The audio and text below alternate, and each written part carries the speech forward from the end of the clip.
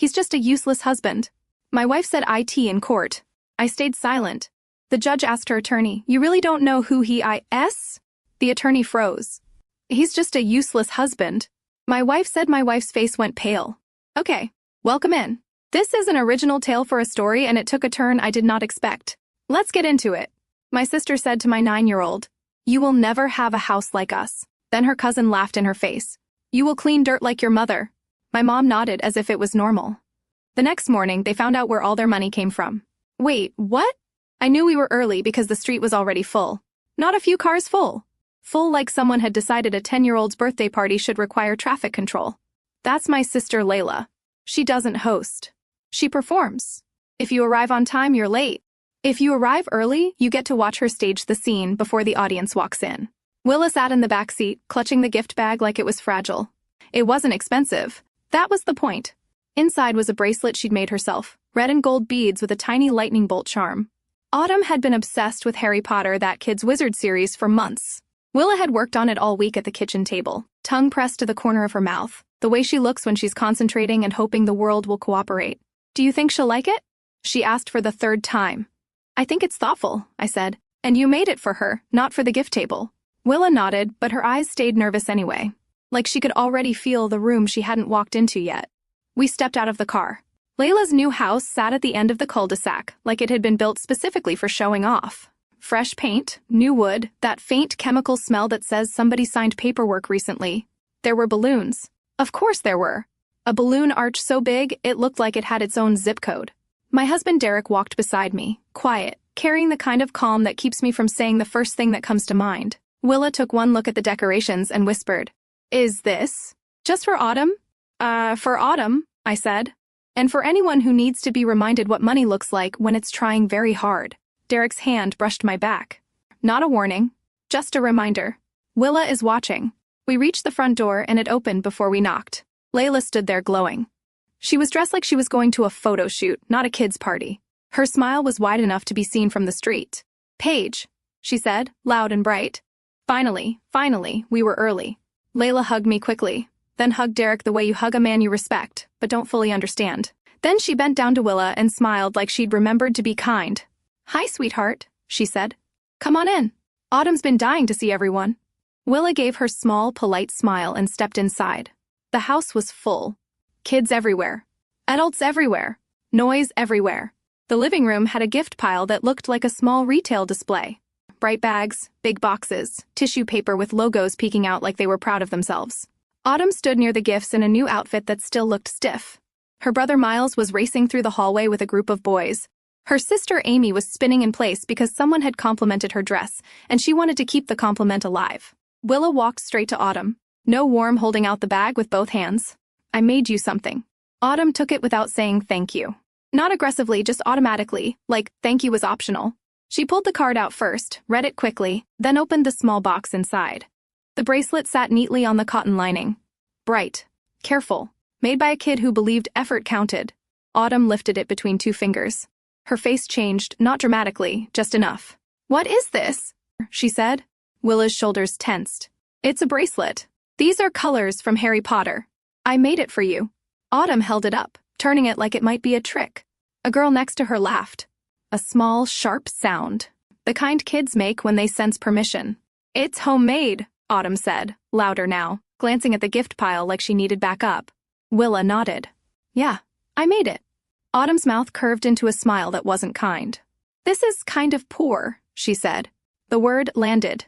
Willa didn't move. She didn't flinch. She didn't argue. She just went still, like her body was trying to decide whether to fight or disappear. Then Miles, who had been circling like a shark with sneakers, chimed in, grinning. "My mom says your mom just cleans," he said, as if he was repeating something he'd heard at dinner and liked the sound of. "So, yeah, that makes sense."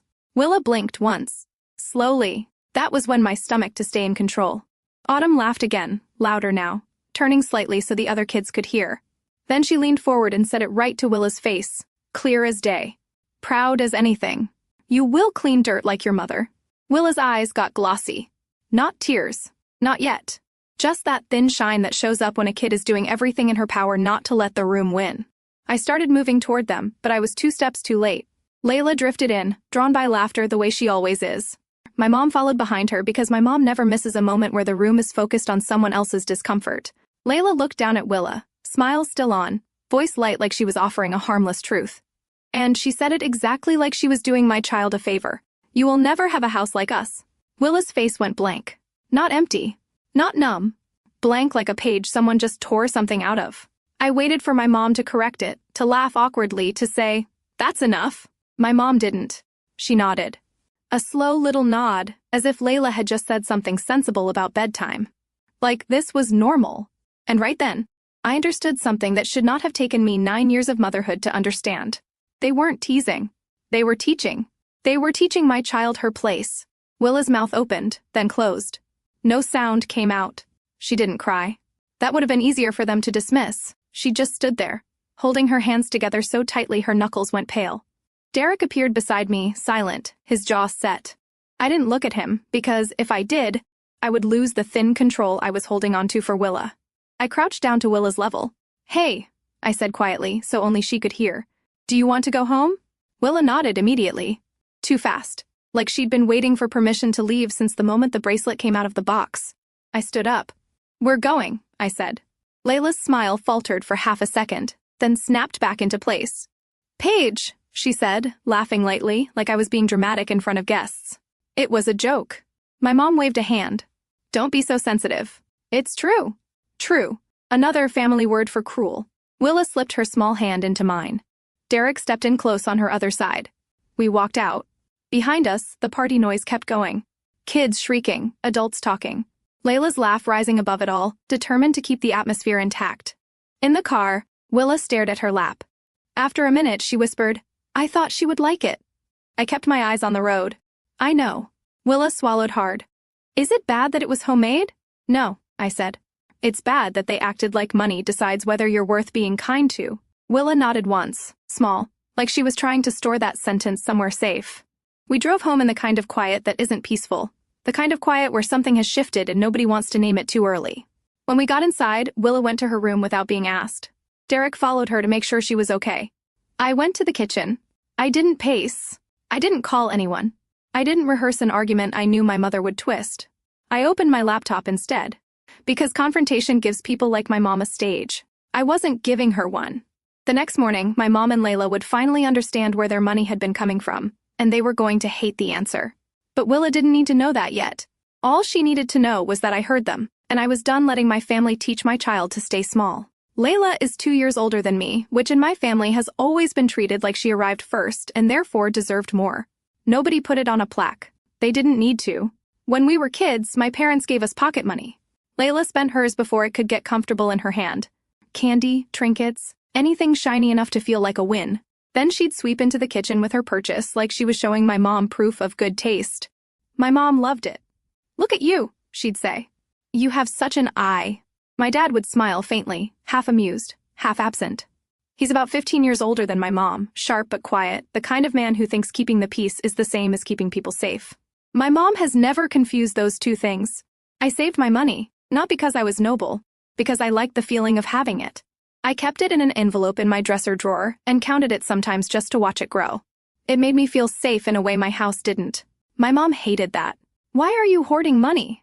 she'd ask, like saving was a character flaw. "I'm saving," I'd say. "Or what?" Layla would ask, already chewing something she bought.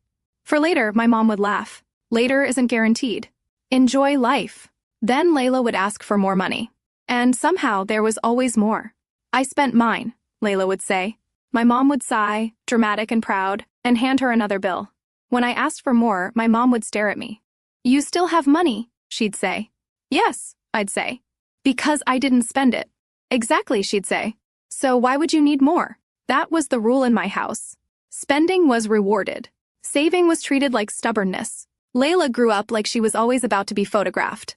New outfits, new shoes, always social, always surrounded. I grew up practical. Homework, part-time job, quiet hobbies. The kind of life that doesn't photograph well but does pay bills. My family didn't find that charming. "You're so serious," my mom would say. "Lighten up." Layla would roll her eyes. "She's boring." Sometimes my dad would try, softly. "Let her be." My mom would talk right over him like his words were background music. "Paige needs to learn," she'd say. Life is about people.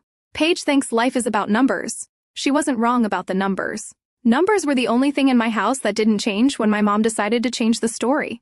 Layla married first. She married Mitchell, who looked impressive in the way men look impressive when they know how to talk. Nice car, big plans, a confident smile that makes people assume the bank agrees. My mom loved him immediately, which should tell you everything. Layla and Mitchell had 3 kids, Miles, Autumn, and Amy. Their life was loud. Their house was always decorated. Their vacations were always posted. Their upgrades were always explained like the rest of us were waiting for the announcement. My mom adored it. It fit her worldview. That's success, she'd say, staring at Layla's photos like they were proof she'd done parenting correctly. Then I married Derek. Derek doesn't come from money. He comes from work. He fixes things before they break. He keeps a flashlight in the car. He checks weather reports before driving. He's the kind of man who doesn't impress people who confuse chaos with personality. My mom's review of him was one sentence. He's nice. That was it. Derek and I started a business together, managed property maintenance. In plain English, we take care of rentals. We keep places standing. We fix what breaks, clean what's left behind, and make sure the next person can walk in without gagging. My family called it cleaning. How's your little cleaning thing? Layla would ask, smiling like she was being supportive. It's going, I'd say. My mom would wave a hand like she was brushing lint off her sleeve. That's not real money. We didn't argue. We just kept working. Quietly, it grew into real money. The kind you don't post about, the kind you use. And then Willa came along. Willa was a gentle baby, not fragile, just observant. She watched faces. She listened before she spoke. Even as a toddler, she had that careful way of moving through rooms like she didn't want to knock anything over. The first time my mom held her, she didn't say, "She's beautiful," or she said, "She's so quiet. Is she okay?" That was my mother in one sentence. If you're not performing, she assumes something is wrong with you. Willa grew into the kind of kid who says thank you without being told. The kind who saves her candy for later and makes birthday cards by hand because she thinks it matters. And every time we were around my family, I watched Willa learn their rules the hard way. My mom would light up for Layla's kids. Big hugs, loud praise, photos. Look at you like they'd cured something. Willa would get the polite version, the quick pat, the aw how sweet like she was a nice background detail. Willa noticed, not in a dramatic way, in a quiet way. The way she went still when the room got loud.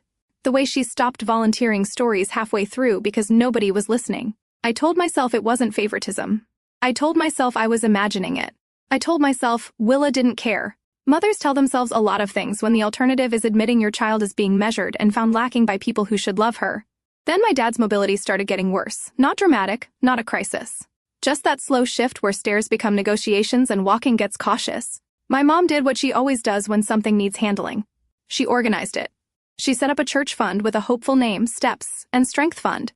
The description was tidy and encouraging, the kind that makes people click donate and feel like the insurance doesn't. Better sessions, more appointments, the things that make life easier, but are easy to skip when you tell yourself you'll do it later. I could help. So I did. Not in one big lump sum. That would have become a story. I built it the way I built everything, quietly, methodically, without asking permission. 26 recurring donor profiles, different names, different accounts, small amounts that looked like a community. Altogether about $2,800 a month. And on top of that, I sent my parents the visible support. 200, sometimes 3, utilities, groceries, the ordinary stuff. Willa didn't know the numbers. She didn't need to. She just knew Grandpa was having a hard time walking and she'd ask, "Is he hurting today?" And I'd say, "He's trying his best." Derek didn't love any of it. One night, after Willa fell asleep with her hair still damp from the bath, he sat across from me and said, "Paige, you know they don't treat you like family." "They're my parents," I said, because that sentence is hard to argue with when it's sitting inside your bones. Derek's voice stayed calm. "That's his gift." "I'm not saying don't love them," he said. "I'm saying don't teach Willa that love means swallowing disrespect." I didn't answer because he was right in a way I didn't want to name yet. Then came Autumn's party, the bracelet, the laugh, the words to my child. And something in me turned clean and final, like a lock. I could be a daughter later. I had to be Willa's mother first. That night, after Willa went to bed, I sat at my kitchen table and opened my laptop. Derek sat across from me, quiet, present. Willa had asked for extra water before bed, not because she was thirsty, because she didn't want the day to end, because sleep means you have to wake up and remember. I hated that. I logged into the donation portal. Steps and Strength Fund stared back at me with a picture of my dad smiling in a way that looked forced. My mom had chosen it. Of course she had. A smiling photo makes people give more. I clicked through the recurring donations. 26 little profiles. 26 little lies I'd built to protect my family from my family. I canceled them one by one. It took longer than I expected, not because it was hard, because the portal kept asking me if I was sure. Yes, I was sure. Then I canceled the standing order to my parents, currently $245 a month. The kind of small help they acted like they didn't need. When I was done, I closed the laptop and sat there. Derek reached across the table and took my hand. You okay? He asked. No, I said. But I'm steady. The next morning passed quietly, too quietly. By afternoon, my phone rang. Layla. I stared at her name for a second, then answered. What did you do? Layla's voice was sharp, breathless. In the background, I could hear my mom close, loud. The way she gets when she's trying to control something with volume. I don't know what you mean, I said, because I needed her to say it. All the donors canceled. Layla snapped. All of them, at once. My mom's voice cut in, muffled but clear enough. This isn't normal. Someone did something. Layla sounded frantic now. 26 cancellations. In an hour. They're gone. Paige, did you smear us? What did you do? I leaned back in my chair. The word smear landed with a familiar taste. My mom's favorite strategy. If something goes wrong, it's because someone attacked her. No, I said. I didn't smear you. Then, why did they all stop? Layla demanded. We need that money. We, not dad, not therapy, not care. We. My stomach tightened. I kept my voice calm. It wasn't 26 people. There was a pause. A small one. What? Layla said. It was me, I said. All 26 profiles. Silence. Then Layla laughed once, sharp and disbelieving. That's not funny. I'm not joking, I said. I set them up. I paid every month. I canceled them. My mom's voice came through. Louder now. Paige, stop lying. I'm not lying, I said. I'm done. Layla's tone shifted quickly. Where would you even get that kind of money? I almost laughed because the answer was simple and also the answer they refused to see. I have a successful business, I said. I just don't perform it for you. My mom made a noise like she'd bitten into something sour. This is because of yesterday, Layla said, and now her voice was syrupy. Paige, it was a joke. My mom chimed in. You're overreacting. Layla needs thicker skin. I felt something go cold in my chest. I kept my voice even. You told my child she'll never have a house like you. It's the truth. My mom snapped. And when Autumn looked her in the face and said, You will clean dirt like your mother. Nobody stopped her. I continued. You laughed. You nodded. You taught her it was normal. Layla scoffed. She took it wrong. She's 9, I said. A pause. Then Layla's voice hardened. You have to turn it back on. No, I said. My mom's voice sharpened like a blade. Do you know what you're doing to your father? I waited because that was the moment I needed. Tell me, I said. What am I doing? Layla inhaled hard. We can't afford this. There it was again. We. I didn't respond. I let the silence stretch. Layla cursed under her breath, then said, We're coming over. The line went dead. Derek looked up from the counter where he'd been washing dishes. He didn't ask what happened. He could tell. Are they coming here? He asked. Yes, I said. He nodded. Okay. They arrived within 2 hours. My mom and Layla didn't knock like guests. They knocked like people who expect the door to open because it always has. Willa stayed behind me close enough that I could feel her breath on my elbow. Derek stood back, quiet, letting me take the lead. I opened the door. My mom didn't even look at my face first.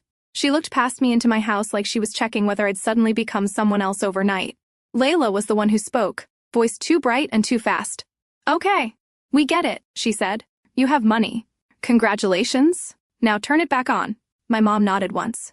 Sharp. This has gone far enough. I didn't move out of the doorway. No, I said. You don't get to come here and give orders. Layla's smile twitched. Paige, don't do this. It's embarrassing. I stared at her. For who? My mom's patience snapped. For your father. She said it like it was the final word. Like if she said, Dad, everything became holy and untouchable. I kept my voice low. Then you won't mind if I call him right now and tell him exactly what I canceled. My mom's eyes widened for a fraction of a second. Layla's head jerked up. No. That one word was too quick, too terrified. I paused, not for effect, because my body needed a second to catch up to what I just heard. I looked from Layla to my mom. My mom's face tightened. He doesn't need to be upset. He doesn't need to know. Layla added and then tried to fix it mid-sentence. I mean, he's already dealing with enough. There it was. That was the slip. Not a number. Not a detail. The instinct. Keep Dad out of it. I felt something cold settle behind my ribs. I said very quietly, why would he be upset if the money was for him? Neither of them answered. My mom's mouth opened, then closed. Layla swallowed, eyes flicking toward the driveway like she was calculating exits. Will his fingers curled into my sleeve? I didn't raise my voice.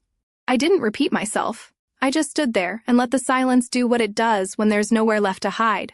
My mom finally spoke, clipped and resentful. You always make everything dramatic. I nodded once. No, I make it clear. Then I said the sentence that changed the air in my own doorway. Tell me the truth about where that money was going. My mom stared at the floor. Layla stared at the wall. And in the quiet between us, I got my answer without a single confession. I needed to hear it from the only person who mattered. My dad. I waited 2 days, not because I was hesitating, because I needed a moment to think, to breathe, to plan what to say without turning it into a fight I couldn't take back. My dad went to physiotherapy once a week. He didn't like it. He liked it the way people like vegetables. He knew it was good for him, but he also resented that his body needed it. I showed up at the clinic 15 minutes early. The waiting room smelled like antiseptic and old magazines. A TV played a morning show with the volume too low to be useful. My dad sat in a chair by the wall, hands folded over his cane. He looked smaller than I remembered, not weak, just older. He smiled when he saw me. Paige, he said, surprised. What are you doing here? I wanted to see you, I said. Do you have a minute? He nodded. Sure. We stepped outside, away from the waiting room. There was a small bench near the entrance. My dad lowered himself onto it carefully, like his knees were negotiating with gravity. I sat beside him. For a moment I didn't speak, because I didn't want to start with accusation. How's therapy going? I asked. He shrugged. It's all right. It's basic. Insurance covers most of it. Do you do the extra sessions? I asked. The ones the fund was for. He blinked. Extra sessions? My throat tightened. The ones that aren't covered, I said, keeping my voice steady. The better program. He shook his head slowly. No, too expensive. Your mom said we couldn't justify it. I stared at him. How much did you think the fund brought in? I asked gently. He looked uncomfortable. Oh, not much. A little. Maybe 100, 200 here and there. And you saw that money? I asked. He frowned. Your mom handled it. She said it helped with small things. Small things. I took a breath. Dad, I said, I need you to hear me without interrupting. He nodded, wary now. I've been donating to that fund. I said, every month. His expression softened. Paige, you didn't have to. I did, I said. But I need you to understand how much. He blinked. How much? I pulled out my phone. My hands were steady, but my stomach wasn't. I set up 26 donor profiles. I said, different names, different accounts. He stared at me. I did it so no one would know it was me. I continued. Altogether, it was about $2,800 a month. My dad didn't speak. His mouth opened slightly, then closed. That's not possible, he said finally, voice thin with disbelief. Paige, it is, I said. And I can show you. I scrolled and turned the screen toward him. 26 profiles, recurring payments, dates, totals. His eyes tracked the list slowly, like his brain was catching up to something his heart didn't want to accept. His face changed, color draining, then returning in patches. Why would you? He started, then his voice cracked. Why would you do that? Because you needed help, I said, and because I could, and because I didn't want Mom to turn it into a story about her sacrifice. He stared at the screen again, then he looked at me. I never got that, he said, and the words came out heavy. Paige, I never got that. I know, I said quietly. That's why I'm here. He looked down at his hands. They were trembling slightly. I thought, he said, and swallowed.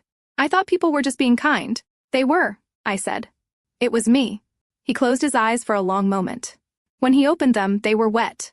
I could have done the better program, he whispered. I could have walked better. I felt a tightness behind my ribs that I didn't let turn into tears. Not here, not in a clinic parking lot. I'm sorry, I said, even though I wasn't the one who did it. He shook his head. No, not you. His jaw tightened. Your mother, he said. And it wasn't angry exactly. It was stunned, like a man seeing his own life clearly for the first time.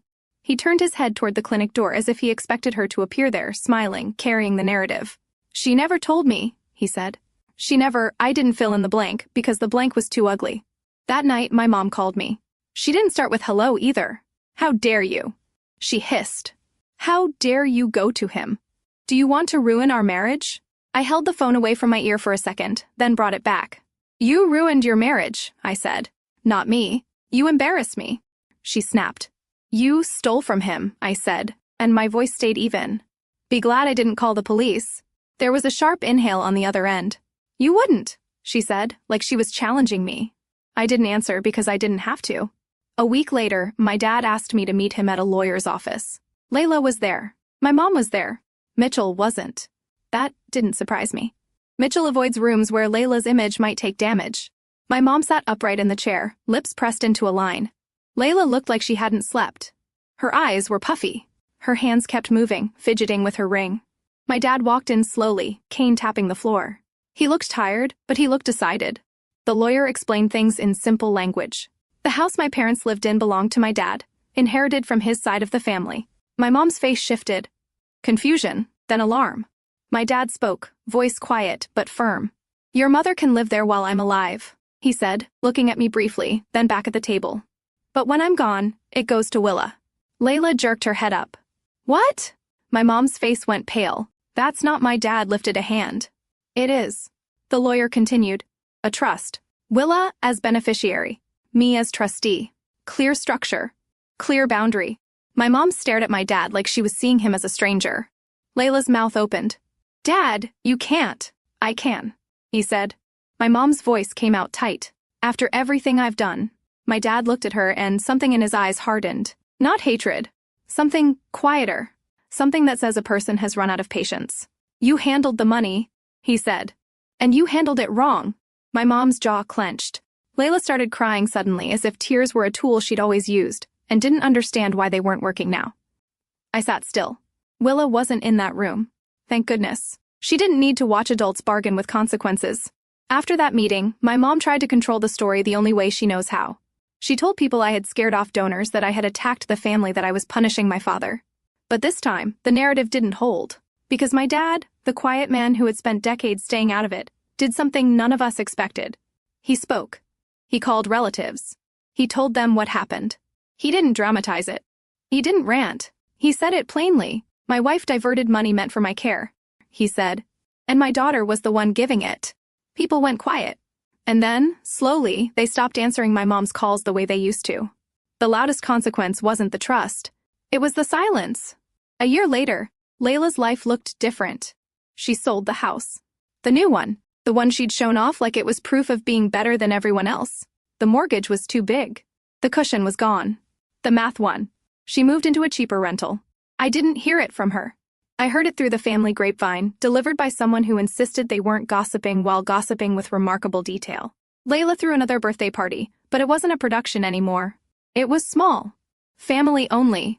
Mostly because she couldn't afford more. And partly because once people know you were siphoning money meant for your own father, they get busy on birthday weekends. Her kids struggled. They'd grown up thinking no was a temporary condition. Now it was the permanent weather. My parents stayed together. No dramatic separation. No big exit scene. They'd still live in the same home. But the future of that home isn't my mom's anymore. It's in a trust. For Willa. My mom can live there while my dad is alive. That was his choice. He didn't want to blow up his life at his age. But when he's gone, she doesn't inherit the house she's always treated like proof of virtue. My relationship with my mom is close to zero. We speak when we have to. Briefly, carefully. Like people handling something sharp. My relationship with Layla is even less. Not because I'm dramatic. Because I'm done volunteering for pain. My relationship with my dad changed. He started spending money on himself without apologizing. He goes to the good therapy now. The kind he used to call too much. And I pay for it names. Just an appointment card, a receipt, and my dad walking a little steadier. He comes over every week. Sometimes alone. Sometimes with a small bag of fruit he insists is for Willa. He sits at our kitchen table, while Willa shows him her newest bracelet. Her newest drawing, her newest obsession. He listens like it matters. He's a better grandfather now. And quietly, he's trying to be a better father. Once as he stood at the door putting on his coat, he said, I should have spoken up sooner. I didn't respond right away. Because that sentence is heavy. Then I said, I know. And he nodded, eyes wet, and left without making it bigger than it was.